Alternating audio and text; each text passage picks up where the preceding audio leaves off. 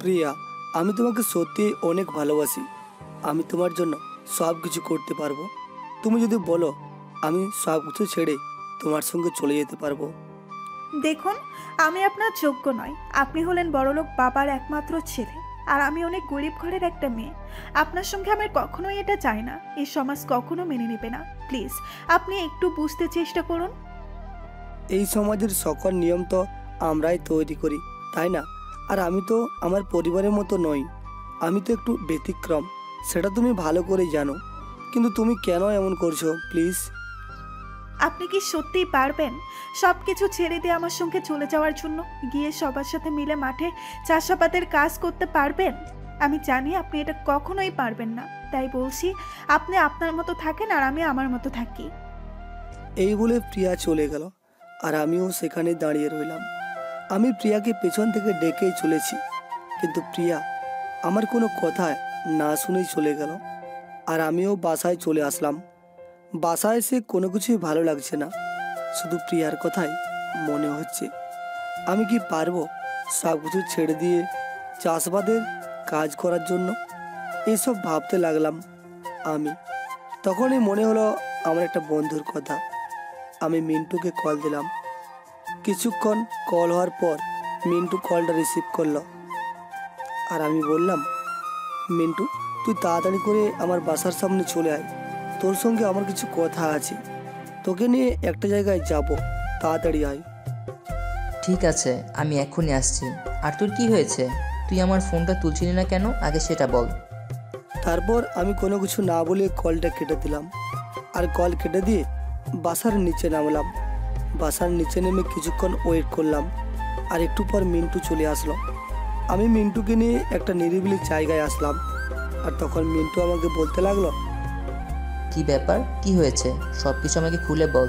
আর প্রিয়া কি তোকে সত্যি মেনে নিয়েছে, নাকি আবারও সেই একই কাহিনী? দোস্ত, সে আমাকে একটা শর্ত দিয়েছে। আমি যদি তাদের বাড়িতে গিয়ে চাষাবাদের কাজ করতে পারি, সব কিছু ছেড়ে দিতে পারি, তাহলে সে আমাকে মেনে নিতে পারবে। তুই কি পাগল হয়ে গেছিস? তুই সব কিছু ছেড়ে দিয়ে এসব কাজ করবি মানে? তুই কি এসব কাজ কখনো করেছিস? সোনার চামচ মুখে নিয়ে তোর জন্ম হয়েছে, আর তুই কি না এসব কাজ করবি? ভাই, এটা ছাড়া আমার কোনো পথ নেই। ভালোবাসার জন্য তো মানুষ অনেক কিছুই করে, আর আমি না হয় এই সামান্য কাজটুকুই করলাম। তুই আমাকে একটু সাহায্য করবি? আরে ইয়ার, আমি তোকে সাহায্য করব? আমি নিজেই তো এইসবের কোনো কিছু জানি না। আমি এসব কখনো নিজের চোখেও দেখিনি কিভাবে কি করতে হয়। আর তোর ফ্যামিলিকে কি বলে যাবে? তোর ফ্যামিলি যদি এসব জানতে পারে, তাহলে তোর ফ্যামিলি কি কখনো এটা মেনে নেবে? দেখ, আমার মাথায় কোনো কিছুই আসছে না। আমি কি করব সেটাও ভেবে পাচ্ছি না। তুই কিছু একটা ব্যবস্থা করে দে ভাই। তুই আন্টি আর আঙ্কেলকে না হয় মিথ্যা কথা বলে বাসা থেকে বের হয়ে গেলি, এটা মেনে নেওয়া যাবে। কিন্তু তুই সেখানে গিয়ে কিভাবে থাকবি, কি করবি, আর ওদের বাসায় যে তোকে থাকতে দিবে, এটাও তো সঠিকভাবে জানিস না। আমি তার বাবার সঙ্গে কথা বলবো সরাসরি। তার বাবা যদি রাজি হয় তাহলে তো হলোই, না হলে ছদ্মবেশ ধারণ করে প্রবেশ করতে হবে আর কি। প্রিয়ার বাবার সঙ্গে যদি কথা বলে এসব কাজে এগিয়ে যাস, তাহলে এটা কখনোই সে হতেই দিবে না। কারণ তার বাবা গরিব হলেও কিন্তু বড়লোকদেরকে অনেক ঘৃণা করে। তাই তোকে ছদ্মবেশ ধারণ করি ভেতরে প্রবেশ করতে হবে। আমি তোকে এটা সাহায্য করতে পারবো যে তুই কিভাবে ওদের বাসায় প্রবেশ করতে পারবি আর কি। ঠিক আছে, আমার জন্য তুই এইটুকুই কর আপাতত, তাহলেই হবে। আর আমি আমার ফ্যামিলিকে ভালো করে বুঝিয়ে বলেছি। আর যদি না মানে, তাহলে তুই একটু বলিস যে আমরা কিছুদিনের জন্য ঘুরতে যাব। তারপর আমি মিন্টুর সঙ্গে আরও কিছু কথা বলে বাসায় চলে আসলাম। বাসায় এসে ফ্রেশ হয়ে রুমে চুপচাপ বসে আছি। একটু পর মা আমার রুমে আসলো। আমি চুপ করে আছি, কোনো কথা বলছি না। হঠাৎ করে মা আমাকে জিজ্ঞেস করলো, কিরে শাহরিয়া, তুই কি কোথাও যাবি নাকি? মিন্টু আমাকে কল দিয়েছিল, শুনলাম তোরা নাকি কোথায় ঘুরতে যাচ্ছিস। হ্যাঁ মা, আমরা ঘুরতে যেতে চাই, কিন্তু সমস্যাটা হলো বাবাকে নিয়ে। বাবা যদি যেতে না দেয়, প্লিজ মা, তুমি যদি বাবাকে একটু রাজি করাতে তাহলে ভালোই হতো।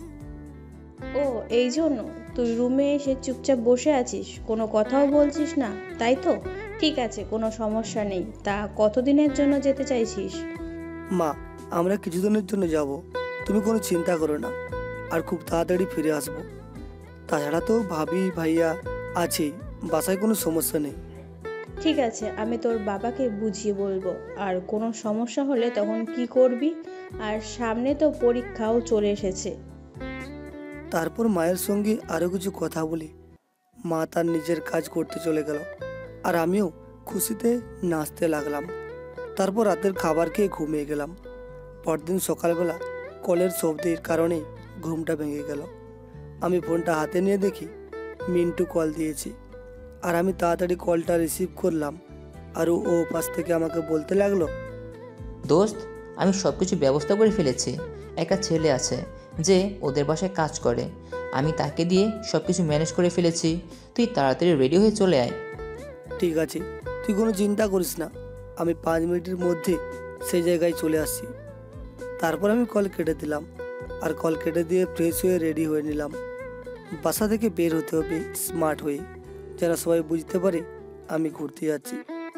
আমি রেডি হয়ে মায়ের কাছ থেকে টাকা নিয়ে বের হলাম, আর তখনই সামনে থেকে মাফি আমাকে বলতে লাগলো, কি ব্যাপার, তুমি কোথায় যাচ্ছ?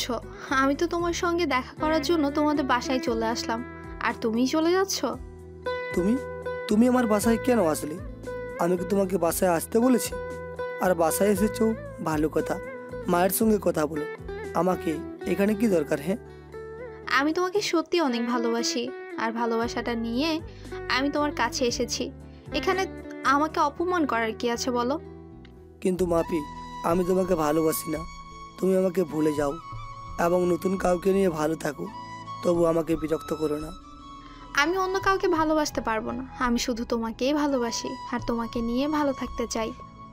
তাহলে তুমি কি পারবে আমার সঙ্গে সব কিছু ছেড়ে দিতে, আর সব কিছু ফেলে আমার সঙ্গে চলে যেতে পারবে? আমি জানি তুমি এটা কখনোই পারবে না, তার জন্যই তুমি আমার জন্য পারফেক্ট নও। তাহলে তোমার জন্য কে পারফেক্ট? ওই খ্যাত প্রিয়া মেয়েটা, তাই না? ওই মেয়েটাকে যে আমি কি করব সেটাই বুঝতে পারছি না। দেখো মাফি, আমি তোমাকে ভালো মতো কথা বলছি। তুমি যদি প্রিয়ার কোনো ক্ষতি করো, তাহলে আমার চেয়ে খারাপ আর কেউ হবে না। তুমি যে আমার চাচাতো বোন, সেটা কিন্তু আমি ভুলে যাব। এই বলে আমি সেখান থেকে চলে আসলাম। আসলে মাফি আমাকে অনেক ভালোবাসে, এটা ঠিক, কিন্তু সে আমাকে আমার বাবার সম্পত্তির জন্য ভালোবাসে, এটা আমি খুব ভালো করে বুঝতে পারছি। আমি তাড়াতাড়ি করে মিন্টুর কাছে চলে আসলাম, আর মিন্টুর কাছে এসে দেখি একটা ছেলে দাঁড়িয়ে আছে। আমি মিন্টুর কাছে গিয়ে দাঁড়ালাম, আর তখন মিন্টু আমাকে বলতে লাগলো, আমি পরিচয় করে দিচ্ছি, এটা হলো রহিম। তাদের বাসায় 2 বছর ধরে কাজ করে, সব কিছু দেখাশোনা করে, সব কিছু ওই দেখাশোনা করে। তুই ওর সঙ্গে ওদের বাসায় যাবি। আর রহিম, তোমাকে যেভাবে বুঝিয়ে দিয়েছি তুমিও তো বুঝতে পেরেছো, তাই না? হ্যাঁ ভাই, আমি সব কিছুই বুঝতে পেরেছি, কিন্তু আমি একটা বিষয় বুঝতে পারছি না যে আপনি এত বড়লোক হয়ে আপনি কেন চাষাবাদে কাজ করবেন? তাছাড়া আপনি ওনাদের বাসায় কেন উঠবেন? রহিম, তোমাকে এসব কিছু ভাবতে হবে না। তুমি শুধু বলবে যে নতুন কাজের লোক নিয়ে এসছো, জাস্ট এতটুকুই। আর যা কিছু হবে, যেটুকু দেখবে, সব কিছু চুপ করে থাকবে, বুঝতে পেরেছো? এটা যেন কেউ জানতে না পারে। যদি জানতে পারে তাহলে তো কি হবে সেটা ভেবেই দেখেছো। হ্যাঁ ভাই, আমি সব কিছুই বুঝতে পেরেছি, আর কোনো চিন্তা করবেন না। আমি সব কিছু আমার কাছেই রাখবো, আর কেউ জানতেও পারবে না যে আপনি ছদ্মবেশে ওখানে যাবেন।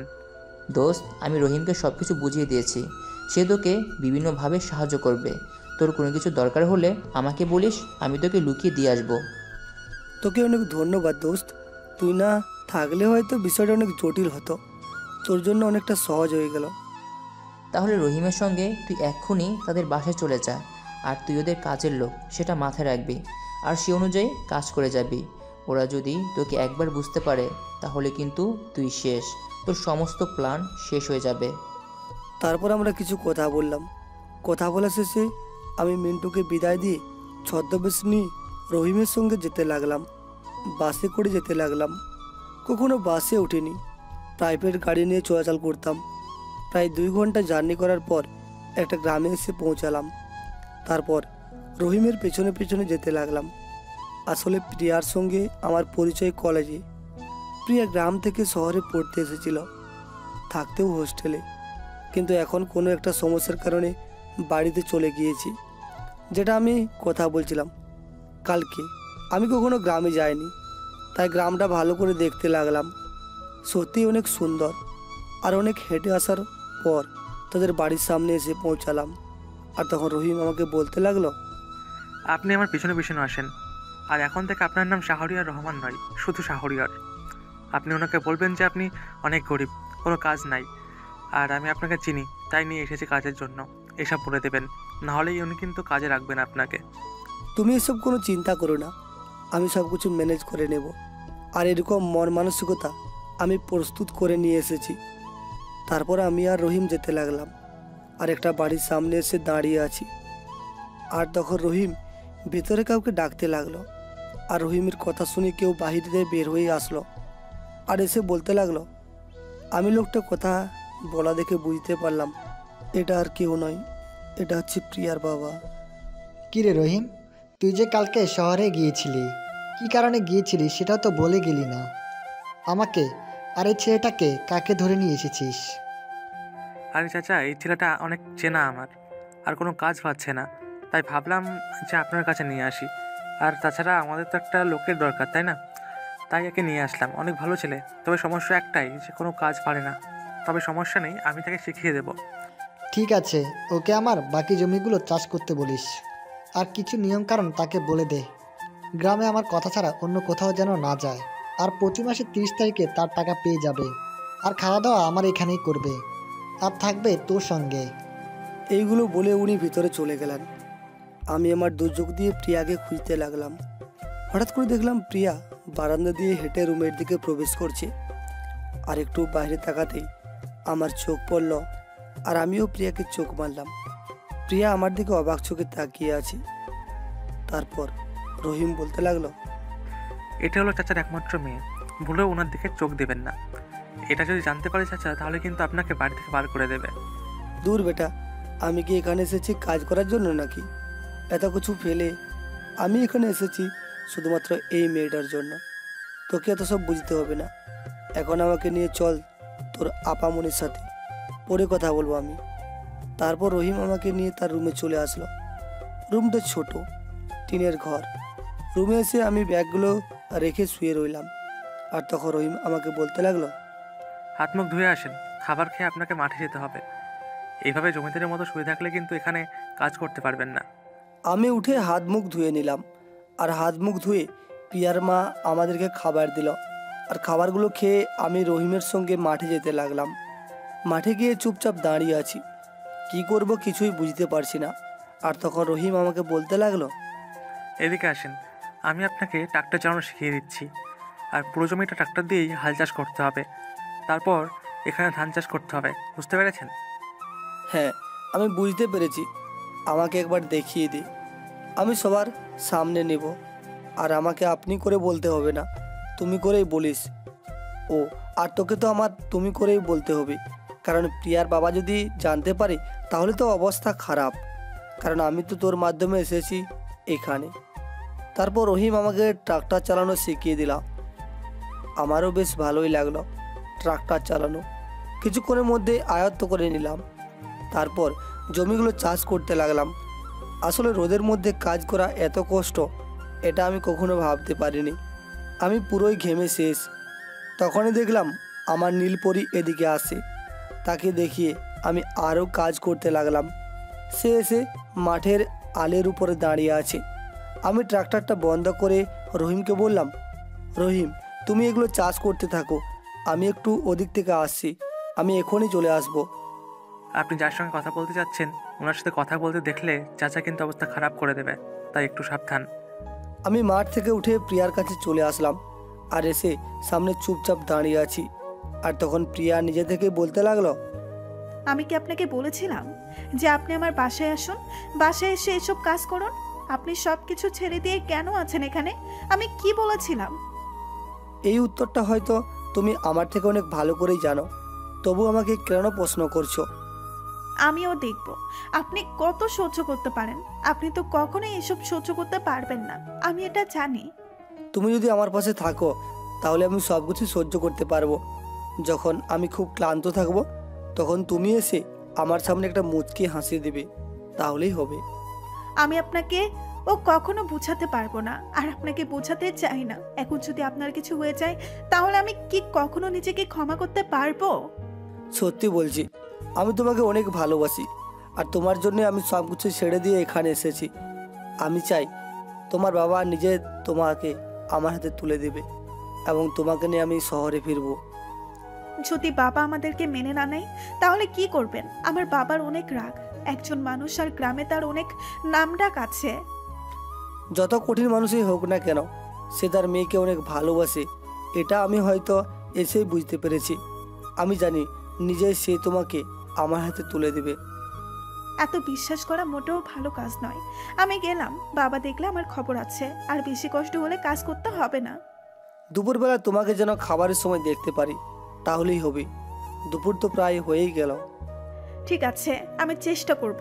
আর আপনি যেহেতু আমার জন্য এত কিছু করছেন, আমি না হয় একটু কষ্ট করলাম, কিন্তু আপনি কি এসব খাবার খেতে পারবেন? আমি জানি আমি এসব খাবার খেতে পারবো না, কিন্তু তুমি যদি আমার সামনে বসে থাকো তাহলে আমি খেতে পারবো, কোনো সমস্যা হবে না। তারপর প্রিয়া চলে গেল, আর আমিও মাঠে এসে কাজ করতে লাগলাম। কাজ করতে করতে কখন যে দুপুর হয়ে গেল বুঝতেই পারলাম না। দুপুরবেলা আমি আর রহিম মিলে খাবার খেতে লাগলাম। আমি খাবার খাওয়ার জন্য মাটিতে বসে আছি। আসলে এভাবে বসে থাকতে কিছুটা স্বাভাবিক মনে হচ্ছে, কারণ সবসময় টেবিলের বসে খাবার খেয়েছি। তখনই প্রিয়া আমাদের জন্য খাবার নিয়ে আসলো আর আমাদেরকে খাবার দিতে লাগলো। আমি জানি প্রিয়া আমার জন্য খাবার নিয়ে এসেছে। তখন হঠাৎ করে রহিম বলতে লাগলো, কি ব্যাপার আপামনি, আপনি তো কখনোই আমাকে খাবার দেওয়ার জন্য খাবার নিয়ে আসেননি, আজকে হঠাৎ করে খাবার নিয়ে আসলেন, ব্যাপারটা কি? রহিম ভাই, তুমি এত কথা বলো কেন? তুমি তোমার মতো খেয়ে যাও, আর যা হচ্ছে তুমি চুপচাপ শুধু দেখে যাবে, কোনো কিচ্ছু বলবে না, বুঝতে পেরেছ? ঠিক আছে, আমি সব কিছু সহ্য করে নিব, কিন্তু তার আগে আমাকে কিছু কমিশন দিতে হবে, কারণ আমারও তো কিছু লাগবে। ঠিক আছে, তুমি কমিশন পেয়ে যাবে, কোনো সমস্যা নেই। আর আমাদের দিকে একটু খেয়াল নিও, যেন কেউ আসলে আমরা বুঝতে পারি। তারপর চুপচাপ খাবার খেয়ে নিলাম। অবশ্য খাবারটা অনেক ঝাল ছিল, তবুও খাবারটা খেয়ে আমি যেতে লাগলাম। আর তখনই আবার পিছন দিকে তাকালাম, দেখি প্রিয়া আমার দিকে তাকিয়ে আছে। আর তখন আমি একটু কাছে গিয়ে বললাম, হয়তো আপনি আমাকে মনে মনে অনেক ভালোবেসে ফেলেছেন, কিন্তু মুখে কখনোই প্রকাশ করতে চান না, সেটাই তো। ওকে, সমস্যা নেই, আমি এখন মাঠে গেলাম। তখনই আমার কথা শুনে প্রিয়া মুচকে মুচকে হাসতে লাগলো, আর আমিও চলে আসলাম। চলে এসে রহিমের সঙ্গে কাজ করতে লাগলাম। রহিম আমাকে কাজগুলো দেখিয়ে দিচ্ছে।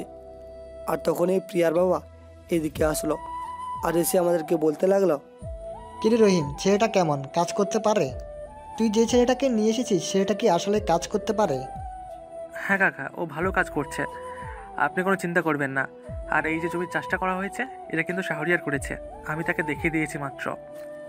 ঠিক আছে, মনোযোগ দিয়ে কাজ করতে বলিস ছেলেটাকে। আর সারিয়ার, তোমাকে আমি তুমি করেই বলি, হ্যাঁ? তুমি মনোযোগ দিয়ে কাজ করো, আর কোনো কিছু দরকার পড়লে আমাকে বলতে পারো, কোনো সমস্যা নেই। তারপর প্রিয়ার বাবা চলে গেল, আর আমিও কাজ করতে লাগলাম। আর কাজ করতে করতে কখন যে সন্ধ্যা হয়ে গেল বুঝতেই পারলাম না। সন্ধ্যাবেলায় মাঠ থেকে উঠে এসে গোসল ছেড়ে নিলাম। গোসল সেরে আমি রুমে এসে রেডি হয়ে নিলাম। রেডি হয়ে বাইরে বসে আছি, জানি না এখন কোথায় যাব, কি করব। তখনই রহিম আমাকে বলতে লাগলো, রহিম ভাই চলেন দোকান থেকে আড্ডা দিয়ে আসি, আপনার ওখানে গিয়ে কথা বললে ভালো লাগবে, এখানে একা একা থেকে কি করবেন।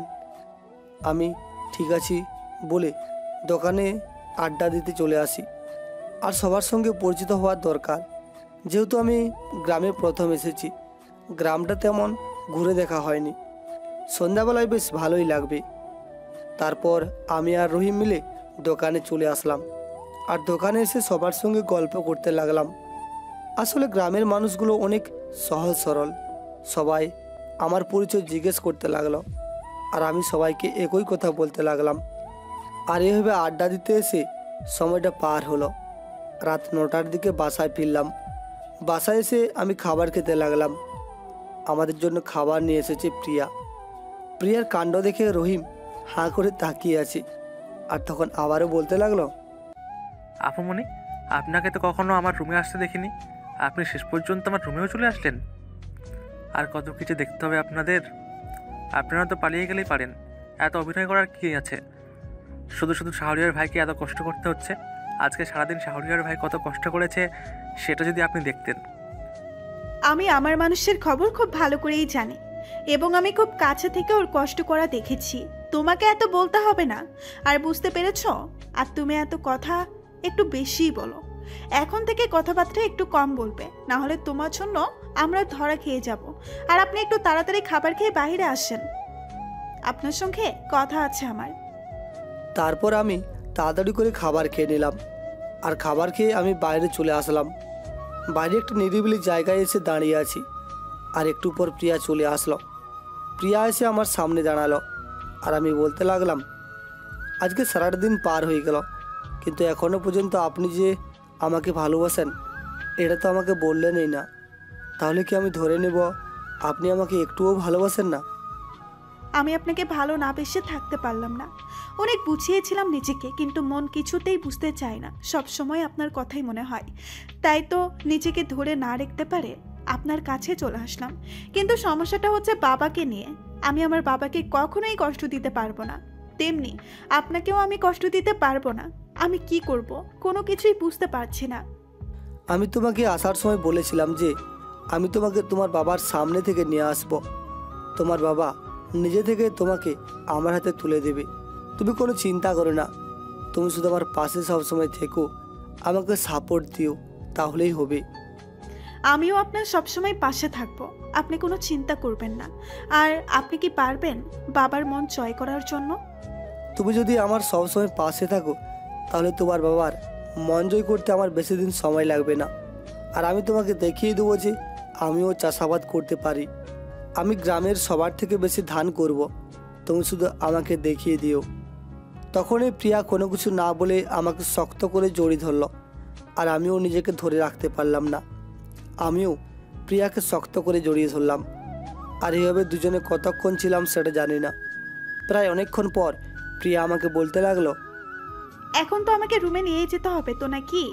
আপনি এখন রুমে গিয়ে চুপচাপ ঘুমিয়ে যাবেন, রাতে শুয়ে শুয়ে কথা বলতে পারবো, কোনো সমস্যা হবে না। কিন্তু সমস্যাটা হচ্ছে আপনার এখানে রহিম যদি কোনো কিছু বলে, রহিমের সামনে কি আপনি কথা বলতে পারবেন? আরে তুমি রহিমকে নিয়ে চিন্তা করো না, রহিম আমার কথা শুনবে, মানে আমার কথা শুনতে বাধ্য। সে এমন টাইট দিয়েছি, রহিম কথা না শুনে যাবে কোথায়? আর চুপচাপ ঘুমিয়ে যাবে। একটা কথা বলি, আমি যে সারাদিন কাজ করেছি এটা আমার কাছে মনেই হচ্ছে না। তাহলে প্রতিদিন না হয় আপনাকে একটু সময় দিব, ঠিক আছে? এখন আপনি ঘুমিয়ে গিয়ে শুয়ে পড়েন। সারাদিন তো অনেক কষ্ট করলেন আমার জন্য। আর একটু থাকো না প্লিজ, আমার তো অনেক ভালো লাগছে। তোমাকে যদি এভাবে সারাটা জীবন জড়িয়ে ধরে থাকতে পারতাম। হ্যাঁ, থাকতে পারবেন, আগের সময়টা হোক, তারপর আপনি ধৈর্য ধরে থাকুন। জানেন তো, ধৈর্যের ফল অনেক মিষ্টি হয়। আমি এখন রুমে গেলাম। এখন পর্যন্ত কিন্তু তুমি আমাকে ভালোবাসলে এই কথাটা বললেই না। সব কিছু কথা বললে, কিন্তু এই কথাটা আমি এখনো পর্যন্ত শুনতে পারলাম না। এটাই দুঃখ। কেন আপনাকে এই কথা বলতে হবে কেন? আপনি কি আমার মনটা বুঝতে পারছেন না? আমি এখন কোন অবস্থায় আছি আপনার সঙ্গে আমি তর্ক করতে পারবো না। আমি গেলাম, গিয়ে ফোনে কথা বলেন। নাম্বার তো অনেক আগেই দখল করে নিয়েছেন, পাগল একটা। তারপর প্রিয়া তার রুমে চলে গেল, আর আমিও আমার রুমে চলে আসলাম। রুমে এসে দেখি রহিম ঘুমিয়ে গিয়েছে। তারপর আমি শুয়ে শুয়ে আস্তে আস্তে তার সঙ্গে কথা বলতে লাগলাম। আর এভাবে কতক্ষণ কথা বললাম সেটা জানি না। তারপর মাঝরাতে ঘুমিয়ে গেলাম। আর ফজরের সময় রহিম আমাকে ডাকতে লাগলো। আর আমি উঠে রহিমকে জিজ্ঞাসা করলাম কি হয়েছে। আর তখন রহিম আমাকে বলল, আরে ভাই, এটা কি আপনার বাসা পেয়েছেন নাকি যে সকাল 11টা পর্যন্ত ঘুমোচ্ছেন? আপনি এখানে কিন্তু কাজ করতে এসেছেন, তাই আপনাকে এখানে উঠতে হবে। আর এখনই মাঠে গরু নিয়ে যেতে হবে, ওঠেন তাড়াতাড়ি। কিন্তু আমার তো ঘুম থেকে উঠে কফি খাওয়ার অভ্যাস, এখন আমি এখানে কফি পাবো কোথায়? কেউ যদি আমাকে কফি দিত। রহিম, তুমি কি আমাকে কফি এনে দিতে পারবে? কফি? কফি কি সেটাই তো আমি জানি না, আজ পর্যন্ত কিছু খেয়েছি কি না।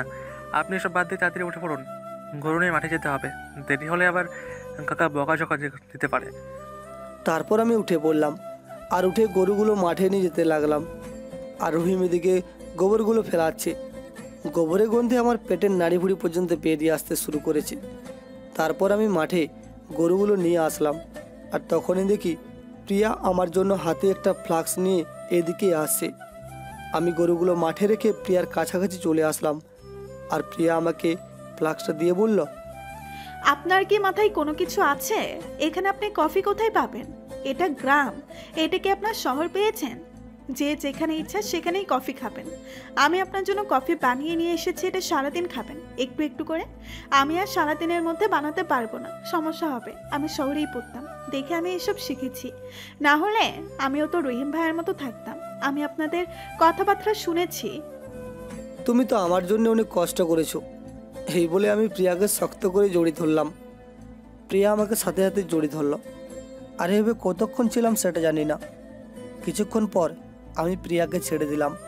ছেড়ে দিয়ে আমি মাঠে কাজ করতে লাগলাম। মাঠে কাজ করতে করতে কখন যে খাবার সময় হয়ে গেল বুঝতেই পারলাম না। তারপর সকালে খাবার খেয়ে আবার কাজ করতে লাগলাম। এভাবেই সময়টা পার হয়ে গেল। দুপুরবেলা রোদে কাজ করছি, আর তখনই প্রিয়া খাবার নিয়ে আসলো, আর আমাকে এসে বলতে লাগলো, আর রহিম ভাই, আপনার নতুন লোক তো দেখে ভালোই কাজ করতে পারে। বেচারার একদিনে যা অবস্থা হয়েছে, চেহারার দিকে তাকানো যাচ্ছে না। রহিম ভাই, আজকে কি লাগিয়ে দিবেন নাকি ধান?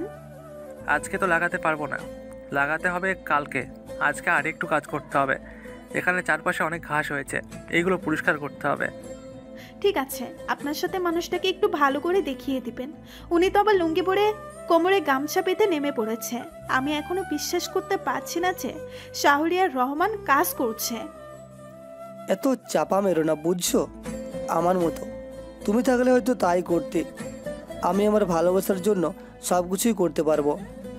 হ্যাঁ, আমি হয়তো তাই করতাম, কিন্তু আপনার বাসায় কি বলে এসেছেন? হয়তো মিথ্যা কথা বলে এসেছেন, তাই না? আপনার জন্য কি বাসায় চিন্তা করছে না এখন? আরে তুমি এসব চিন্তা করো না, সব কিছুই স্বাভাবিক হয়ে যাবে। এখন রোদের মধ্যে তোমাকে দাঁড়িয়ে থাকতে হবে না, ঘরে চলে যাও। তারপর প্রিয়া আমাকে একটা মুখ ভেঙচি দিয়ে চলে যেতে লাগলো, আর আমিও উপসে দিলাম। আর তখনই কোথা থেকে সামনে একটা ছেলে এসে দাঁড়ালো। প্রিয়া তাকে বলতে লাগলো, কি ব্যাপার, তুই আমার সামনে এসেছিস কেন? আমি না তোকে আমার সামনে আসতে না করেছিলাম? আমি কিন্তু আমার বাবার কাছে বিচার দিব। সেদিন তোকে কোনো কিছু করতে পারিনি, আর আমি আবার ফিরে এসেছি। এখন দেখব তুই কি করে শান্তিতে থাকতে পারিস। তোকে আমি কি যে করব সেটা তো একমাত্র আমিই জানি। তুই আমার কোনো কিছুই করতে পারবি না, কারণ আমি অন্য একজনকে ভালোবাসি। সে যদি এটা জানতে পারে তাহলে তোকে কি অবস্থা করবে সেটা তুই নিজেও জানিস না। তাই নাকি? তুইও শহরে গিয়ে কাউকে পছন্দ করে ফেলেছিস? ঠিক আছে, সমস্যা নেই, আমি তোর ব্যবস্থা করছি। আর আমি তোকে যে শান্তিতে থাকতে দিব না। এদিকে আমি তাদের কথাবার্তাগুলো শুনছিলাম, আর তখনই আমি তাড়াতাড়ি করে উঠে আসলাম। উঠে এসে ছেলেটার ঘাড়ে চেপে ধরলাম, আর আমি বলতে লাগলাম, তুই হয়তো আমাকে ভালো করে চিনতে পারিসনি, তাই আমার সামনে তুই আমার মানুষকে এসব কথা বলছিস। কে তুই? তোকে তো আমি এই এলাকায় কখনো দেখিনি। নতুন নাকি এলাকায়? আমার ব্যাপারে মনে হয় কোনো কিছু না জেনেই আমার উপরে হাত রেখেছিস। আমি যেই হই না কেন, কিন্তু তুই প্রিয়ার সঙ্গে আর কোনোদিন কথা বলবি না। আগে যা করেছিস সেটার জন্য মাফ করে দিলাম, কিন্তু এখন নতুন করে কোনো কিছু করার চেষ্টা করিস না, তাহলে বাঁচতে পারবি না। তুই কি আমাকে ছেড়ে দিয়েছিস? আমার এলাকায় এসে তুই আমাকে মারার হুমকি দিচ্ছিস? তোর সাহস তো কম না। রহিম, ছেলেটা কে রে? তখনই আমি কয়েকটা লাথি মারলাম, আর ছেলেটা মাটিতে পড়ে গেল। আমি ছেলেটাকে আরও মারতে লাগলাম। তখন প্রিয়া আমাকে ধরে ফেললো, আর প্রিয়া আমাকে বলল, এই ছেড়ে দাও, আর মেরো না তাকে। তুমি গিয়ে তোমার কাজ করো, একটু পরে বাবা চলে আসবে, তখন আরেকটা সমস্যা হয়ে যাবে। তারপর আমি আবারও মাঠে এসে কাজ করতে লাগলাম। আর রহিম আমাকে দেখে বলতে লাগলো, ভাই, আপনি কি মাঠটাই না দিলেন? আপনারও তো মানুষ থাকলে গ্রামে আর কোনো অশান্তিই থাকতো না। জানেন, এই ছেলেটা গ্রামে অশৃঙ্খল করে বেড়ায়। চেয়ারম্যানের ছেলে বলে কেউ কিছু বলতেই পারে না। আপনি প্রথম যে এই ছেলের গায়ে হাত দিলেন। চিন্তা করো না, আমি তো এখন চলে এসেছি। এই ছেলেটাকে আমি দেখে নেব, কোনো সমস্যা নেই। চেয়ারম্যানের ছেলে হয়েছে বলে কি মাথা কিনে নিয়েছে নাকি? আগে আপা মনিকে অনেক বিরক্ত করতো, তার জন্য কাকা মনিকে শহরে পড়াশোনার জন্য পাঠিয়ে দিয়েছিল। কিন্তু ওখানেও সে চলে গেছিলো আপা মনিকে বিরক্ত করার জন্য। তারপর আবার বাড়িতে নিয়ে চলে আসে। আমি ছেলেটাকে শহরে অনেকবার দেখেছিলাম প্রিয়ার পিছনে হাঁটতে, কিন্তু আমি তখন বুঝতে পারিনি। আমি হয়তো বা ভেবেছিলাম যে ছেলেটা অন্য কেউ হবে হয়তো। ভাই যতই কিছু করেন সেটা কিন্তু আসলে অনেক খারাপ, আপনার অনেক ক্ষতি করতে পারে, তাই আপনি একটু সাবধানে থাকবেন। আপনি যে এখন মেরেছেন এটার প্রতিশোধ সে নিতে পারে। এভাবে রহিমের সঙ্গে কথা বলতে বলতে কাজ করতে লাগলাম। আর একটু পর প্রিয়ার বাবা আমাদের এখানে আসলো, আর আমাদের এখানে এসে আমাকে জিজ্ঞেস করতে লাগলো, শারিয়ার, কালকে তো ধান লাগাতে হবে, আমি ধানের চারা নিয়ে এসেছি, কালকে থেকে লাগানো শুরু করে দিবে। আর এই বছর যদি ভালো ফসল হয় তাহলে তুমি পুরস্কার পাবে। কাকা কোনো সমস্যা নেই, আমি তো আছি। আমি এবার যে জমিগুলো আগে পড়েছিল সেই জমিগুলোতেও ধান লাগিয়ে দেব। আসলে আমার একটা লোকের দরকার ছিল, রহিম তো সব কিছু একা করতে পারে না। আর রহিম, তুই এটা করিস, আর শারিয়ারকে ওই 10 বিঘাটা দে। আমি দেখতে চাই তুই নাকি ভালো ফসল করতে পারিস। ঠিক আছে, আমি তাকে 10 বিঘা জমি এখানে চাষ করতে বলবো, আর আমিও দেখিয়ে দেবো আমরা দুজনের মধ্যে কে বেশি ভালো ফসল করতে পারে। শারিয়ার, তুমি তো আশা করি সমস্ত কাজ বুঝে গিয়েছ। আর যদি কোনো কাজ বাকি থাকে তাহলে তুমি রহিমের থেকে বুঝে নিও, রহিম তোমাকে ভালো করে বুঝিয়ে দিবে। আর তোমাদের মধ্যে দেখব কে ভালো ফসল ফলাতে পারে। তারপর প্রিয়ার বাবা আরও কিছু কথা বলে চলে গেল, আর আমিও কাজ করতে লাগলাম। তারপর রহিম আমাকে 10 বিঘা জমি দেখিয়ে দিল, আর আমিও ট্রাক্টর দিয়ে জমিটা হাল চাষ করতে লাগলাম। আমি বাড়িতে বসে আছি আর তাকিয়ে আছি আমাদের জমিগুলোর দিকে। সেখানে আমার মানুষটা ট্রাক দিয়ে হাল চাষ করছে। এটা দেখতে আমার অনেক ভালো লাগছে, কারণ এত বড় লোকের ছেলে হয়েও মানুষটার ভেতরে একটু অহংকার নেই। এই মানুষটাকে যদি আমি ফিরিয়ে দেই তাহলে আমি জীবনে অনেক বড় ভুল করে ফেলবো। যত যাই হোক, এই মানুষটাকে ছেড়ে যাওয়া যাবে না। এই মানুষটাকে ছেড়ে গেলে আমি হয়তো কোনোদিন ভালো থাকতে পারবো না। এত কম সময়ের মধ্যে আমি তাকে এতটা বেশি ভালোবেসে ফেলবো, এটা আসলে কখনো আমি কল্পনাও করতে পারিনি। এখন সবসময় এই মানুষের কথাই মনে হয়, শুধুমাত্র আমার জন্য এত কষ্ট করছে। এদিকে আমি কাজ করতে লাগলাম, আর কাজ করে মোটর দিয়ে পানি দিলাম জমিতে। আর এভাবে কাজ করতে করতে সন্ধ্যা হয়ে গেল। সন্ধ্যাবেলায় গোসল করে খাবার খেয়ে নিলাম। খাবার খেয়ে জমির আলপথেই বসে আছি, আর তখন এই মিন্টু আমাকে কল দিল, আর আমি কলটা রিসিভ করলাম। আর তখন ওপাশ থেকে মিন্টু আমাকে বলতে লাগলো, দোস্ত, তোর কি অবস্থা? সেখানে কি ভালোভাবে আছিস, নাকি তোর কোনো সমস্যা হয়েছে? কোনো সমস্যা হলে শুধু আমাকে বল। দোস্ত, এখানে চেয়ারম্যানের ছেলে আছে যে প্রিয়াকে অনেক বিরক্ত করে। এখন আমি যদি ছেলেটাকে মারতে যাই তাহলে এখানে আমার ঝামেলা হবে।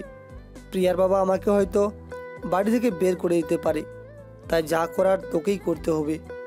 ঠিক আছে, কোনো চিন্তা করিস না। আর আন্টি কিন্তু আমাকে ফোন করেছিল যে আমরা এখন কোন জায়গায় আছি। আমি আন্টিকে বলেছি যে আমরা এখন কক্সবাজার আছি, সেখানে আরও 7 দিন থাকবো, আর আমি লোক পাঠিয়ে দিচ্ছি। এখন কোনো কিছু করার দরকার নেই, এখন লোক পাঠাবি না। আমি যখন তোকে বলবো তখন লোক পাঠাবি। এখন পাঠালে হয়তো ছেলেটা আমাকে সন্দেহ করবে। এমনিতেই ছেলেটা আমাকে সন্দেহ প্রায় করে ফেলেছে। তারপর আমি মিন্টুর সঙ্গে আরও কিছু কথা বলে কল কেটে দিলাম। আর কল কেটে দিয়ে পেছনে তাকিয়ে দেখি পেছনে প্রিয়া দাঁড়িয়ে আছে। প্রিয়া আমাকে এসে শক্ত করে জড়িয়ে ধরলো আর বলতে লাগলো, আপনি আমাকে এতটা ভালোবাসেন কেন? আমি তো নিজেই একা একা থাকতে পারছি না। সব সময় শুধু আপনার কথাই মনে হয়। কি করব বলেন? কি জাদু করছেন আমাকে? কি ব্যাপার, তোমার বাবা এখন বাড়িতে নেই, তাই হয়তো আপনার ভার বেড়ে গেছে, তাই না? এখন যদি চলে আসে তাহলে কি করবেন? বাবা তো বাজারে গিয়েছে, এখন মনে হয় আর আসবে না। রাত 10টার সময় আসবে। আর মাকে বলেছি যে আমি বান্ধবীর বাসায় যাচ্ছি, আসতে দেরি হবে। আর এদিকে তেমন কেউ আসবে না, তাই আপনার সঙ্গে সময় কাটাতে পারবো অনেক। এভাবে যদি কথা বলো তাহলে কিন্তু আমি আর নিজেকে কন্ট্রোল করতে পারবো না। তখন কিন্তু তোমার নিজেরই সমস্যা হবে, তখন কিন্তু আমাকে দোষ দিতে পারবে না। তুমি আমার জন্য এত কিছু করছো, আর আমি তোমার জন্য এইটুকু করতে পারবো না? চাইলে তো তোমাকে এখনই সবকিছু দিয়ে দিতে পারি, আর সবকিছু তো তোমারই। আমি কখনোই বিয়ের আগে এসব করতে চাই না, কারণ আমি তোমাকে পবিত্রভাবে ভালোবাসতে চাই। যদি ওইভাবে করতে চাইতাম না তাহলে অনেক কিছুই অনেক আগেই করতে পারতাম। হ্যাঁ, সেটা তো বুঝতে পেরেছি, কিন্তু আমি যে আমার নিজেকে কন্ট্রোল করতে পারছি না। আমিও জানি যে আপনিও নিজেকে কন্ট্রোল করতে পারছেন না। আরো শক্ত করে জড়িয়ে ধরো না প্লিজ। তারপর আমি প্রিয়াকে আরও শক্ত করে জড়িয়ে ধরলাম আর প্রিয়ার কপালে আলতো করে একটা চুমু এঁকে দিলাম। আজকে কিন্তু আমাকে অনেক সময় দিতে হবে আর আমাকে অনেক ভালোবাসতে হবে। আমি এভাবেই অনেকক্ষণ থাকবো। আজকে যদি কোনো অন্যরকম করো তাহলে কিন্তু তোমাকে মেরে ফেলবো। আমাকে মেরে ফেললে তো তুমি নিজেই বিধবা হয়ে যাবে, তখন তো বিয়ের আগেই বিধবা বলবে সবাই। তাছাড়া আমার মেয়ের মতো হবে না তোমাকে। তুমি কি করে জানো যে আমাদের প্রথমে মেয়ে হবে? এখনো তো কোনো কিছুই করতে পারলাম না, আর উনি আগে মেয়ে নিয়ে চিন্তা করছে। আমার কেন জানি মনে হচ্ছে যে আমাদের প্রথমে মেয়ে হবে, তারপর আর একটা ছেলে হবে, বুঝতে পারছো? আর মনের একটা টান আছে না, ভালোবাসার একটা শক্তি আছে। তোমার কিন্তু দুপুরবেলা চেয়ারম্যানের ছেলেটাকে মারাটা উচিত হয়নি। ওরা যদি তোমার ক্ষতি করে, ছেলেটা অনেক খারাপ। তুমি ওর ব্যাপারে কিছুই জানো না। তুমি শুধু শুধু আমাকে নিয়ে টেনশন করো না, আমার কিছুই করতে পারবে না। আর আমি একটা ফোন দিলে এই চেয়ারম্যানের ছেলেকে উধাও করে দেবে। সেটা তো জানি, কিন্তু তবুও তো ভয় হয়, তাই না? তুমি আমাকে কথা দাও, তুমি আর কখনো রাজনীতি মারামারি বন্ধুদের সঙ্গে এসব করবে না। এসব ভালো নয়। আমি তো একটা ভালো মানুষের বউ হতে চাই, তাই না? ঠিক আছে, আমি আপনাকে কথা দিলাম, আমি এখন থেকে যা করেছি আগে এগুলো সব বাদ দেব আর রাজনীতি করব না। এবার তো খুশি? আর এখন তো আপনি একজন কৃষকের প্রেমিকা। তোমাকে যখন আমি জমিতে কাজ করতে দেখি তখন তোমাকে কতটা ভালো লাগে এটা আসলে আমি বলে বোঝাতে পারবো না। তোমাকে অন্যরকম সুন্দর লাগে, সেটা তুমি নিজেও জানো না। কিন্তু চিন্তা হচ্ছে গ্রামের মেয়েরা না হয় তোমার জন্য পাগল হয়ে যায়, তখন আমার কি হবে? আসলে আমার মনটা তো অনেক বড়, আর সবারই জায়গা হবে আমার মনে। আর সবাইকে বিয়ে করে শহরে নিয়ে যাব, এতে সমস্যার কি আছে?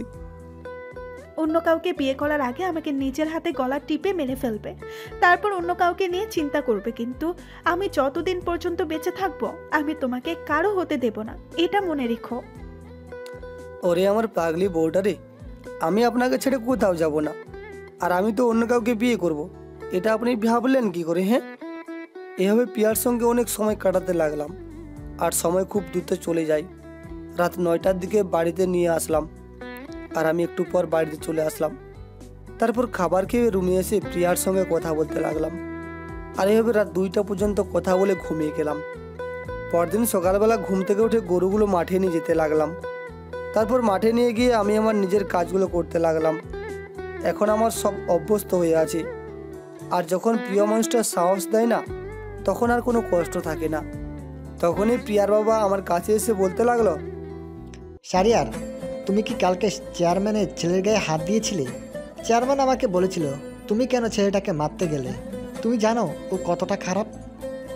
আসলে কাকা, ও আপামনির গায়ে হাত দিতে চেষ্টা করেছিল আর মাঝে মাঝে কথা বলছিল, যেটা আমার একদম সহ্য হয়নি। তার জন্য আমি তাকে মেরেছি। এটা তো আমি বুঝতে পেরেছি, তোমার কাজটা করা ঠিক হয় নাই।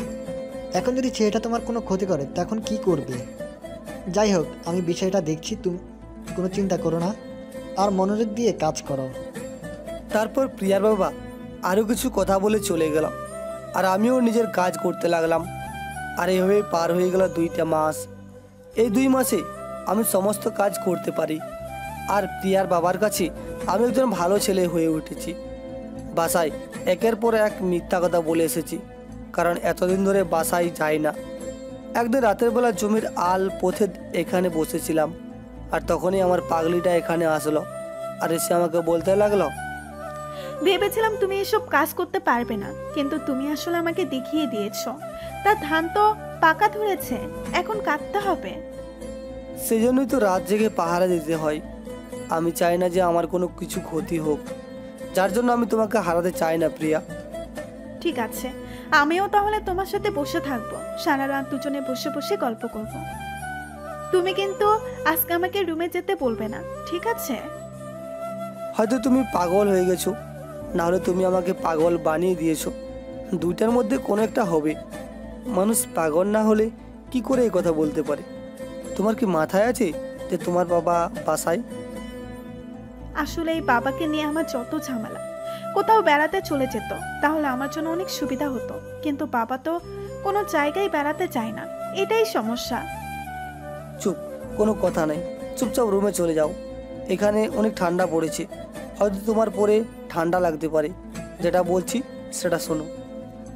আমাকে নিয়ে পাঠিয়ে দিবে আর তুমি এখানে সারা রাত বসে থাকবে, তাই না? আমি এটা হতে দিচ্ছি না। হয়তো তুমিও রুমে যাবে, না হলে দুজনেই একসাথেই থাকবো। আরে পাগলি মেয়ে, তোমাকে আমি কি করে বোঝাই? এখানে তো পাহাড় দিতে হবে, না হলে সব কিছু যদি নষ্ট হয়ে যায়, আর সব কিছু নষ্ট হয়ে গেলে কি হবে সেটা বুঝতে পারছো না? কিন্তু তুমি এখানে একা থাকবে, তোমার কি ঠান্ডা লাগবে না?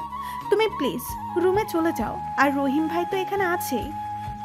প্রিয়া, তুমি তাড়াতাড়ি রুমে চলে যাও, হয়তো এখানে কেউ আসে। যদি এভাবে আমাদেরকে কেউ দেখে ফেলে তাহলে অনেক সমস্যা হতে পারে। তাড়াতাড়ি যাও প্লিজ, তাড়াতাড়ি। তখনই তাড়াতাড়ি করে প্রিয়া তার রুমে চলে গেল, আর এদিকে আমিও বসে রইলাম। আর তখনই দেখি প্রিয়ার বাবা, যাক অনেক বড় বাঁচা বেঁচে গেলাম। তখন এসে আমাকে বলতে লাগলো, কি ব্যাপার সারিয়ার, তুমি এখানে এখনো জেগে আছো যে? কোনো সমস্যা হয়েছিল নাকি? যাও গিয়ে শুয়ে পড়ো, অনেক রাত হলো। জি কাকা, আপনি গিয়ে শুয়ে পড়েন, আমি এখানে একটু পাহারা দিব। জানেন, এলাকায় অনেক চোর বাটপার ভরে গেছে। আমি এখানে সারা রাত থাকতে পারবো, কোনো সমস্যা নেই। আর কালকের থেকে তো ধান কাটা শুরু করব। আচ্ছা, তোমাকে কেমন যেন আমার কাছে দেখে মনে হয় তুমি অনেক বড় ঘরে একটা সন্তান। আমার কেন এমন মনে হয় বলো তো? রহিমকে দেখে তো আমার এমন লাগে না, অন্যরকম মনে হয়। তুমি কি আসলে অন্য কেউ? আরে কাকা, আপনি যে কী সব বলেন না। আর চেহারা তো আল্লাহর দান, আল্লাহ আমাকে যা দিয়েছেন তাতেই আমি সন্তুষ্ট। আঙ্কেল, ধান কাটা শেষ হলে আমি একটু বাড়ি থেকে ঘুরে আসতে চাই। তুমি না 15 দিন আগে তোমার বাড়ি থেকে ঘুরে আসলে, তাহলে আবার বাড়িতে যেতে চাচ্ছ কেন? এদিকে দেখো না কত কাজ পড়ে আছে। আসলে কাকা, মায়ের শরীরটা তেমন একটা ভালো যাচ্ছে না, বুঝতে পারছেন, অনেক বয়স হয়েছে তার জন্য। তারপর বাবার সঙ্গে আরও কিছু কথা বলে প্রিয়ার বাবা তার নিজের মতো করে চলে গেল। আর আমিও বসে বসে প্রিয়ার সঙ্গে মেসেজে কথা বললাম। আর এইভাবে বেশ অনেকটা সময় পার হয়ে গেল। আমি বাসা থেকে বের হয়েছি, রহিমের সঙ্গে দেখা করব, সাথে আরও 3 জন আছে, আমার সঙ্গেই থাকে বলা যায় বন্ধু। রহিমের কাছে এসে দেখেই রহিম আলের উপর বসে আছে। আমি গিয়ে তার পাশে বসলাম আর পকেট থেকে ছুরিটা বের করে তার পেট বরাবর ধরলাম আর বলতে লাগলাম, আমি তোকে এখন যা বলবো তুই সেটাই শুনবি, তবে যা করতে বলবো তুই সেটাই করবি, আর কোনো ব্যতিক্রম হলে তুই বাঁচতে পারবি না। আর তুই আমার ব্যাপারে সব কিছু জানিস, আমার কথা না শুনলে তুই কোথায় চলে যাবি সেটা তুই নিশ্চয়ই বুঝতে পেরেছিস। ভাই, আপনি আমাকে এভাবে ভয় দেখাবেন না। আসলে আমি তো একজন সামান্য মানুষ, আমার সঙ্গে কিসের দরকার? তোদের বাড়িতে যে ছেলেটা কাজ করে শহরিয়া, আমি এই ছেলেটাকে গ্রাম থেকে বিদায় করতে চাই, কিন্তু কোনোভাবেই কোনো কিছু করতে পারছি না। আমার মাথায় একটা বুদ্ধি এসেছে, তুই সেটা করবি। আর ছেলেটাকে আমাকে সত্যি করে বল, ঠিক? ছেলেটার ব্যাপারে আমি এত কিছু জানি না, শুধু জানি যে ছেলেটা প্রিয়াকে অনেক ভালোবাসে, আর সেই জন্য ছেলেটা এখানে এসেছে। এর থেকে বেশি আমি কিছুই জানি না। ঠিক আছে, শুনতে হলে আমি তোকে যেভাবে কাজ করতে বলবো তুই শুধু সেভাবেই কাজ করে যাবি, এর চেয়ে কোনো ব্যতিক্রম করবি না। যদি কোনো ব্যতিক্রম করার চেষ্টা করিস তাহলে তোকে মেরে এই নদীতে ফেলে দেব। ঠিক আছে, আপনি যেভাবে বলবেন সেভাবেই কাজ করব, তবু আমাকে মারবেন না। দুটো ডাল ভাত খেয়েই বেঁচে আছি। এদিকে আমি প্রিয়ার সঙ্গে কথা বলতে বলতে সময়টা পার হয়ে গেল। ফজরের সময় একটু ঘুমাতে চলে গেলাম। আমি ঘুম থেকে উঠে অবাক হয়ে বাইরে তাকিয়ে রইলাম। হঠাৎ করে প্রিয়ার বাবা আমাকে বলতে লাগলো, আমি তোকে থাকতে দিয়েছি, খেতে দিয়েছি, আর সে তুই আমার বুকে লাথি মারলি।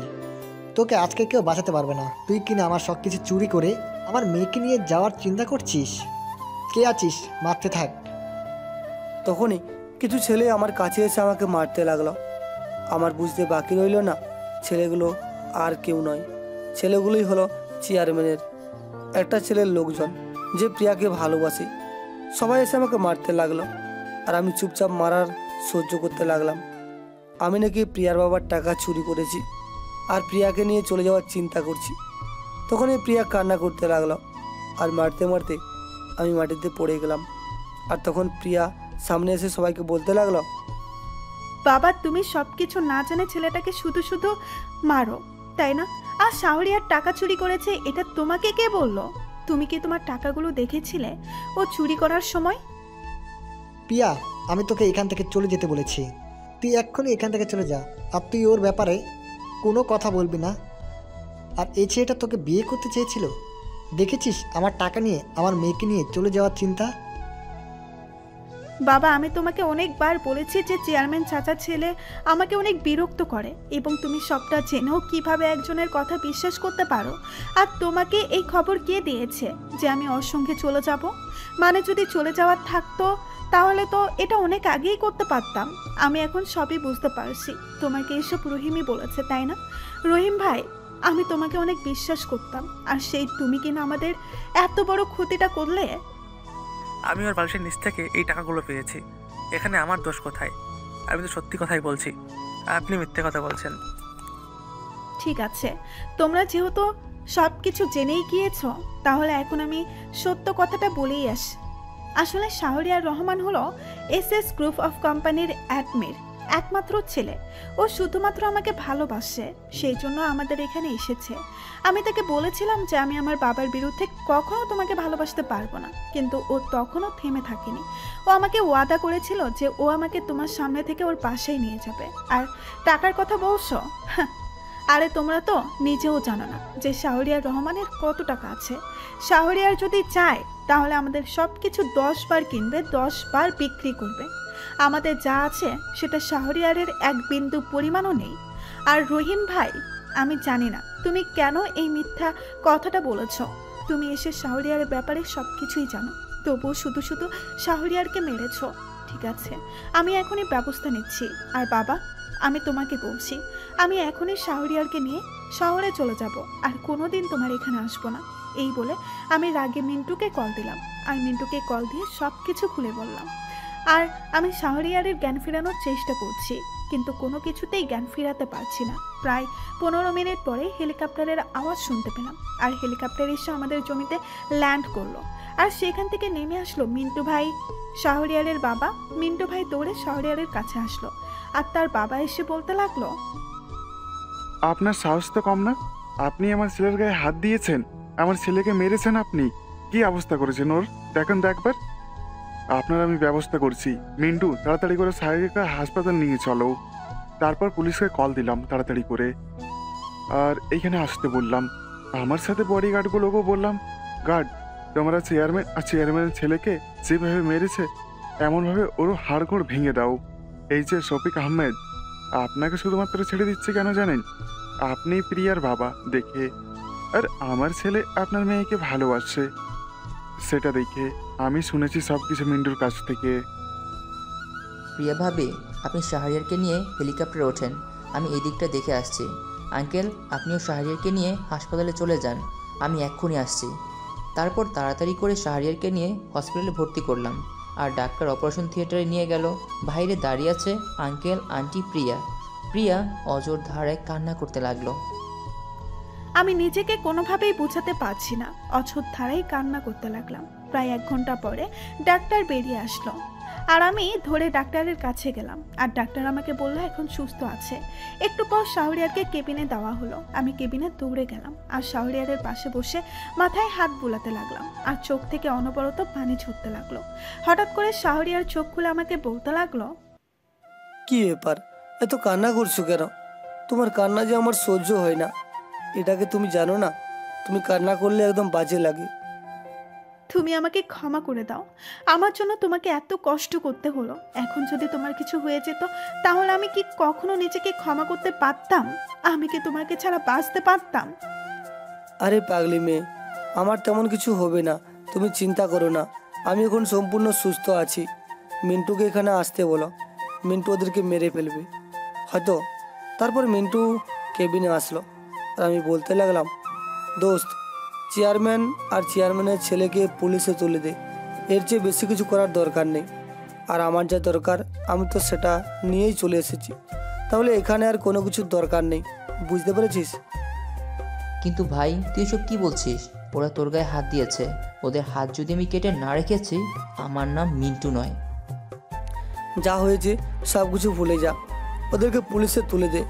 আর চেয়ারম্যান ও চেয়ারম্যানের ছেলে আসলেই খারাপ মানুষ। আমি ওদের ব্যাপারে খোঁজ নিয়েছিলাম, আর চেয়ারম্যানের নামে অলরেডি থানায় মামলা করা আছে। নানান অভিযোগ রয়েছে ওদের নামে। আর প্রিয়ার বাবাকে কোনো কিছু বলিস না, আসলে তার জায়গায় আমরা থাকলে হয়তো তাই করতাম। উনি যদি নিজে থেকে পরিবর্তন হতে পারে তাহলে তো আলহামদুলিল্লাহ, না হলে কোনো কিছু বলার দরকার নেই। ডাক্তার বলেছে হাসপাতালে আরও 2 দিন থাকার জন্য, আর আমি এদিকে তাহলে বিয়ের ব্যবস্থা করি, কি বলিস? অনেক ধুমধাম করে বিয়ে দিতে হবে তোদের দুজনের বেচারা ভালোবাসার জন্য জমিতে ধান চাষ করেছে। ভাই, তোর ধানগুলো নিয়ে আসবি না? তোর চাষ করা ধান জানিস এখন ধানের দাম কত? আমার শ্বশুরমশাইয়ের কাছে না হয় ধানগুলো দিয়ে দিলাম, তার মেয়েকে নিয়ে আসার বদলে, মেয়ের বদলে জান দিয়ে দিলাম, সমস্যা নেই। আমার কাছে তো এটাই দামি, তাই না? অসুস্থ শরীর নিয়ে এখন ফাজলামি করা হচ্ছে, তাই না? চুপচাপ শুয়ে থাকো, ডাক্তার তোমাকে কথা বলতে বারণ করেছে। তারপর মিন্টুর সঙ্গে আরও কিছু কথা বলতে লাগলাম। আর একটু পর মা বাবা চলে আসলো। মা বাবা এসে আমাকে অনেকগুলো কথা শুনিয়ে গেল। আমি ওখানে কেন গেলাম, সরাসরি বিয়ের প্রস্তাব দিলাম না কেন, এইসব আমি কোনো কিছুতেই কান দিলাম না। তবে নতুন কিছু অভিজ্ঞতা হয়েছে। আর এইভাবে পার হয়ে গেল 2টা দিন। আর এই 2 দিন প্রিয়া এক মুহূর্তে যেন আমার চোখের আড়াল হয়নি, আমার সবসময় খেয়াল নিয়েছিল। আর সবচেয়ে ধুমধাম করে আমাদের বিয়েটা হয়ে গেল। আর এখন দাঁড়িয়ে আছি আমি বাসর ঘরের সামনে, সাথে মিন্টু রয়েছে। আর আমাকে মিন্টু বলতে লাগলো, ভাই দেখ, যা করবি সব কিছু ভেবে চিন্তা করবি, কারণ তুই তো এখন অসুস্থ। আরও অসুস্থ শরীর নিয়ে রোমান্স করার কোনো দরকার নেই ভাই। ফাজলামও বাদ দে, আমাকে কালকে থেকে অফিসে যেতে হবে। বাবা মাকে বলেছে, বুঝতে পেরেছিস? আমি এই চিন্তায় বাঁচি না। কালকে থেকে রেগুলার অফিসে যেতে হবে, অনেক দায়িত্ব কাঁধের উপর পড়েছে। তুই কি আমার কথাগুলো এড়িয়ে যাচ্ছিস? আমাকে ভুলভাল বোঝানোর চেষ্টা করছিস না আমাকে? আমি কিন্তু সবই বুঝতে পারি। তুই কালকে থেকে অফিসে যাবি, এটা আমরা সবাই জানি, কিন্তু এখন বাসর ঘরে গিয়ে কি করবি এটা আমাকে বল। আমি এখন কি করব মানে?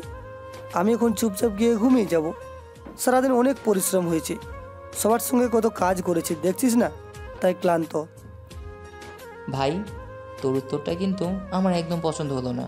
তুই এখন বাসর ঘরে গিয়ে ভাবির সঙ্গে রোমান্স করবি, এটা সরাসরি বললেই তো পারিস, আমরা একটু শিখতে পারি। আর আমাদেরকে শেখার ইচ্ছা নেই, তুই একা একা রোমান্স করে যাবি? ভাই, তোর লজ্জালাজ কি নাই? ছেড়ে দিয়েছিস? জীবনে ভালো উন্নতি করতে পারবি। এখন আমাকে ভিতরে যেতে দে, আমাকে আর এখানে আটকে রাখিস না, আমি গিয়ে ঘুমাবো। এত বউ পাগল হলি কবে থেকে রে? এই না মাত্র বিয়ে করলি, একটু পর জানা। তোর বউকে কি কেউ বাসর ঘর থেকে তুলে নিয়ে যাচ্ছে নাকি? আর তুলে নিয়ে গেলে তো আমি আছি। তারপর অনেক কষ্টের বাসর ঘরে প্রবেশ করলাম। আমি বাসর ঘরে প্রবেশ করে দরজাটা লক করে দিলাম। আর তখনই বিছানা থেকে প্রিয়া নেমে এসে আমাকে সালাম করতে লাগলো। আর আমিও তাকে ধরে বুকে জড়িয়ে ধরলাম। আর তখন প্রিয়া আমাকে বলতে লাগলো, সব কথা বড় হবে, আগে দুজনে 2 রাকাত নফল নামাজ আদায় করে আল্লাহর কাছে শুকরিয়া আদায় করি, বিশেষ করে তোমার জন্য। তারপর আমি ওয়াশরুমে চলে আসলাম। আর ওয়াশরুমে এসে অজু করে দুজনে নামাজ আদায় করে নিলাম। নামাজ আদায় করে আমি প্রিয়াকে কোলে তুলে নিলাম আর বিছানায় শুয়ে দিলাম। তারপর দুজনে হারিয়ে গেলাম এক অচেনা শহরে। আর এভাবে দেখতে দেখতে প্রিয়ার সঙ্গে পার হয়ে গেল 1টা বছর। এখন আমাদের মধ্যে ভালোবাসার কোনো কমতি নেই। একদিন আমি অফিস শেষ করে বাসায় ফিরছিলাম। আর তখনই আমার বন্ধু জুবাইয়ের সঙ্গে দেখা হয়ে যায়। আর আমিও তার সঙ্গে আড্ডা দিতে লাগলাম। আর তখনই ফোনটা বেজে উঠল। আমি ফোন বের করে দেখি আমার বউ কল দিয়েছি। তারপর আমি কলটা রিসিভ করলাম। আর তখন ওপাশ থেকে বলতে লাগলো, তুমি যদি 10 মিনিটের মধ্যে বাসায় না আসো তাহলে কিন্তু আমি আজকে আবারও হাত কাটবো, আমি সারা রাত কান্না করব। আরে সরি পাগলি, আমি এখনই বাসায় আসছি, তুমি কান্না করো না প্লিজ। তোমার কান্না যে আমার সহ্য হয় না। তুমি তো আমাকে ভালোবাসো না, এখন তো ভুলেই গেছো। আমিও আর তোমার কাছে কখনো ভালোবাসা চাইবো না। যখন পিছিয়ে ছিলাম তখন তো আমাকে অনেক ভালোবাসতে, আর এখন তো আমি বড় হয়ে গেছি, তাই ভালোবাসাটা আর নেই। বাসায় কোনো কিছু লাগবে নাকি তোমার জন্য কোনো কিছু আনতে হবে? চকলেট নিয়ে আসবো নাকি ফুচকা? আমি কি তোমাকে কোনো কিছু আনতে বলেছি? আমার কোনো কিচ্ছু লাগবে না, আর তোমার বাসায়ও আসতে হবে না, থাকো তুমি। তখনই আমার পাগলিটা কলটা কেটে দিল। আমি তাড়াতাড়ি করে জুবাইরকে বিদায় দিয়ে বাসার দিকে যেতে লাগলাম। আসলে অফিস শেষ করে জুবাইয়ের সঙ্গে হঠাৎ করে দেখা হয়ে যায়, আর তার সঙ্গে কথা বলছিলাম, আড্ডা দিচ্ছিলাম, আর তখনই প্রিয়ার কল। আমি বাসায় এসে কলিং বেল দিলাম, মনে হয় বিদ্যুৎ নেই। কিছুক্ষণ পর মোমবাতি হাতে নিয়ে প্রিয়া দরজা খুলে দিল। মোমবাতির আলোতে প্রিয়াকে দেখি চোখগুলো লাল হয়ে আছে।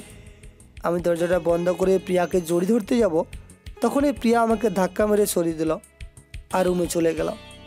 আমিও প্রিয়ার পিছনে পিছনে রুমে চলে আসলাম। খাদিজা এক পাশ ফিরে শুয়ে পড়ল। তারপর আমি বললাম, আসলে অফিস শেষ করে বাসায় আসছিলাম, আর তখনই জুবাইয়ের সঙ্গে দেখা হয়ে যায়। অনেকদিন পর দেখা হয়েছে তো, তার জন্য একটু আর কি আড্ডা দিচ্ছিলাম। আমি কি তোমাকে কোনো কিছু বলেছি? তুমি আমার কাছে কোনো কিছু বলো, খাবার টেবিলে রাখা আছে, চুপচাপ খেয়ে ঘুমিয়ে পড়ো, অনেক রাত হয়েছে। তুমি তো আমাকে ছাড়া কখনো খাও না। চলো, আমার খুব খিদে পেয়েছি, খাবার দেবে এবং তুমিও খাবে। চলো না প্লিজ। এখন থেকে তোমার জন্য আর বসে থাকবো না। আজকে থেকে তোমাকে ছাড়াই খাবার খাওয়া শুরু করে দিয়েছি। সব সময় তোমার সঙ্গে খেতে হবে এমন কোনো কথা আছে নাকি? বউ প্লিজ আমাকে মাফ করে দাও, আর কখনো দেরি করে আসবো না, তো বললাম তো। আজকের মতো সরি। আমার বউ ফিরে পেয়েছি, আমার অনেক কষ্ট হচ্ছে, প্লিজ উঠো না। দেখো, আমাকে কিন্তু একদম রাগাবে না, রাগালে কিন্তু তোমাকে এই জানালা দিয়ে নিচে ফেলে দেব। আমার খুব ঘুম পাচ্ছে, আমি ঘুমাবো, আমাকে বিরক্ত করো না। ঠিক আছে, কি আর করার, আমাকে তো একাই খেতে হবে, কারণ আমার তো খুব খিদে পেয়েছে। তোমার খেতে হবে না, আর তুমি না খেলে আমাদের সরকার কিন্তু চালের দাম কমিয়ে দেবে। তুমি কি আমার সঙ্গে এখন ঝগড়া করতে চাচ্ছ, তাই না? দেখো, আমি কিন্তু ঝগড়া করার মুডে এখন নাই, আমি এখন ঘুমাবো, এটাই শেষ কথা। তাহলে আমি কিন্তু খাবার টেবিলে গিয়ে একা একাই খেয়ে নিচ্ছি, তোমার খাওয়া লাগবে না, তুমি এভাবেই শুয়ে থাকো, আমি আর রাগ ভাঙাতে পারবো না। এই বলে আমি খাবার টেবিলে চলে আসলাম, আর খাবার টেবিলে এসে বসে আছি। আমি যে প্রিয়াকে ছাড়া কখনো খেতে পারবো না। আমি 10 মিনিট বসে দেখে পানি খেয়ে সেভাবেই চলে আসলাম। এসে রুমে লাইট অফ করে আমিও এক পাশে শুয়ে পড়লাম। হালকা ঠান্ডা পড়ে গেছি, আমি কম্বল নিয়ে একা একা শুয়ে আছি, আর এভাবে কখন যে ঘুমিয়ে গেলাম মনেই নেই। আমি অনেকক্ষণ পর এই পাশ ফিরে দেখি মানুষটা ঘুমিয়ে গিয়েছে। আমি তারপর উঠে খাবার টেবিলে চলে আসলাম, আর খাবার টেবিলে এসে দেখি আমি খাবারগুলো যেভাবে রেখেছিলাম ঠিক সেইভাবেই রয়েছে। তার মানে পাগলটা আমার কাছে মিথ্যা বলেছে, শুধু পানি খেয়ে ঘুমিয়ে গিয়েছে, তাই না? তারপর আমি ওর কাছে গিয়ে মাথায় হাত বুলিয়ে দিতে দিতে বললাম, এই ওঠো না, তুমি তো সেই সকালে খাবার খেয়ে গিয়েছিলে, তারপর এসে তো কিছুই খাওনি, প্লিজ ওঠো না। তারপর প্রিয়া উঠে চলে যেতে লাগলো, আর আমিও প্রিয়ার হাতটা টেনে ধরলাম আর কপালে আলতো করে চুমু দিলাম। তখন প্রিয়া লজ্জা পেয়ে দৌড়ে চলে গেল। আর একটু পর প্রিয়া খাবার নিয়ে আসলো, আর প্রিয়া নিজের হাতে আমাকে খাইয়ে দিতে লাগলো, আর আমিও প্রিয়াকে পরম যত্নে খাইয়ে দিতে লাগলাম। আর খাওয়া দাওয়া শেষ করে আমি শুয়ে পড়লাম, আর একটু পর প্রিয়া এসে আমার বুকে শুয়ে পড়লো, আর আমিও কম্বল দিয়ে শক্ত করে জড়িয়ে ধরলাম। আর তখন প্রিয়া আমাকে বলতে লাগলো, বিয়ের 1 বছর পার হয়ে গেল, এখন পর্যন্ত নিজের মা ডাক শুনতে পারলাম না। তোমার কাছে বলতে তুমি আমাকে বলো যে আমি এখনো পিচ্ছি, সব কিছু সামলাতে পারবো না, আমি আর কখনো বলবো না। প্রিয়া তুমি কেন বুঝতে পারছো না? তোমার বয়স এখনো পর্যন্ত 18 বছর হয়নি। 18 বছরের আগে সন্তান নেওয়া অনেক ক্ষতিকর, এটা তোমার সমস্যাও হতে পারে। ঠিক আছে, তাহলে আমি আর আপনাকে কাছে আসতে দেব না, আমিও কালকে বাপের বাড়ি চলে যাব। আপনি এখানে একা একা থাকবেন, ভালো হবে না। সেটা যেই দিন আমি বড় হব সেই দিন আমি আপনার বাসায় আসব। আমি জানি তো আমাকে ছাড়া আপনি একটুও থাকতে পারবেন না, শুধু শুধু বলে কি লাভ বলেন তো? আর ইনশাল্লাহ আল্লাহ তাআলা চাইলে তুমি খুব তাড়াতাড়ি মা হয়ে যাবে, এটা আমার বিশ্বাস। সেদিন ভালোবেসে তোমার সঙ্গে পালিয়ে এসেছিলাম বলেই তোমাকে আমি আজ কাছে পেয়েছি, পরিবারও মেনে নিয়েছে। সেদিন যদি না আসতাম তাহলে কি তোমাকে পেতাম? আসলে মানুষ যে কেন বিয়ে করে আর আমি যে কেন বিয়ে করলাম এটাই বুঝতে পারছি না। বিয়ে না করলেই ভালো ছিল, যখন ইচ্ছে তখন বাসায় আসতাম, কোনো প্যারা ছিল না। দেখো, এখন কিন্তু আমাকে মোটেও রাগিও না বলে দিচ্ছি। আমার খুব ঘুম পেয়েছে, ঘুমাবো। আর আজকে কোনো কিছুই